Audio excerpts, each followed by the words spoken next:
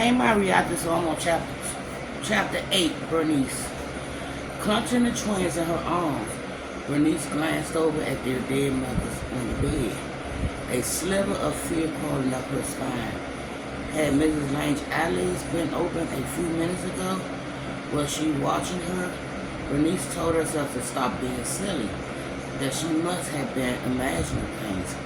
She took the twins out of the bedroom, laid them on the bed below the window, then closed the window and the bedroom door. As soon as she put the boys down, they started hollering again, their faces trembling and red, their legs quivering. Bernice yanked off her coat, threw it over a chair, and grabbed a clean wash rag, diapers, and night dresses from the clothesline. Working fast, she wet the wash rags in a bucket, took off the boys' soiled clothes and diapers and cleaned them up as best as she could. They kept crying. I know, she said. You're cold and hungry and scared, but you'll feel better in a minute, I promise. After getting the boys dressed again, she sat between them on the bed and scooted back so she could lean against the wall. She moved the twins next to her, one on each side, then unbuttoned her blouse, pushed aside the furry edge of her camisole, and looked one of them to engorge her breast. His feet towards the wall. He muzzled her aerial, then stopped crying and latched on, nursing greedily.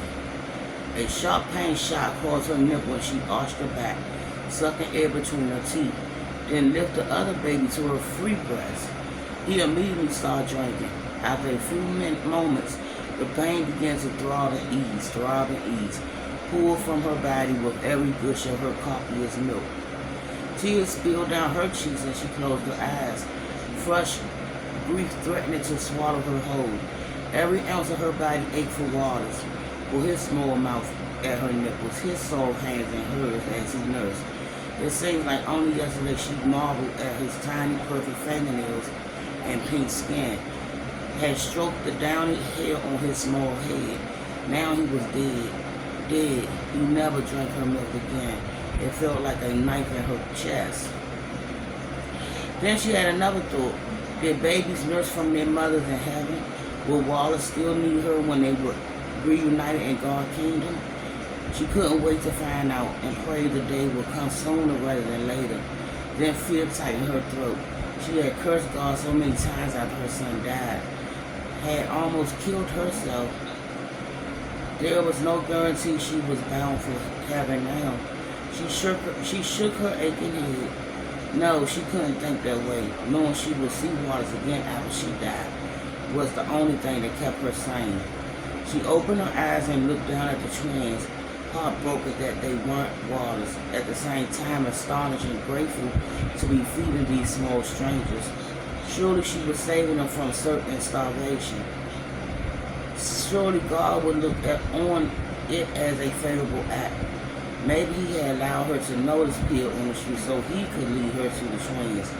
Maybe he was giving her a second chance to redeem herself, to prove she was a good Christian.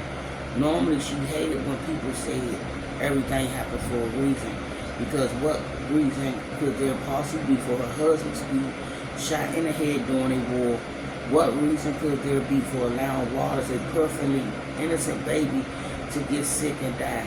There were no reasons for such horrible things. But maybe sometimes good things did happen for a reason. Maybe she was meant to save these boys. The twins were falling asleep, their mouths suckling slower and slower as exhaustion overtook them. With their light hair and pale skin, they reminded her so much of Waters it filled her with agony. At the same time, she loved swaddling and holding their little bodies, touching their baby's soft cheek and hair. They were beautiful babies, as close to perfect as she'd ever seen. Besides Waters, of course. You never know they were German. If she was being honest, it would have been a toss-up between them and her son if they'd been entering a state fair, better baby contest. And I'll be back with this same chapter as we continue on reading.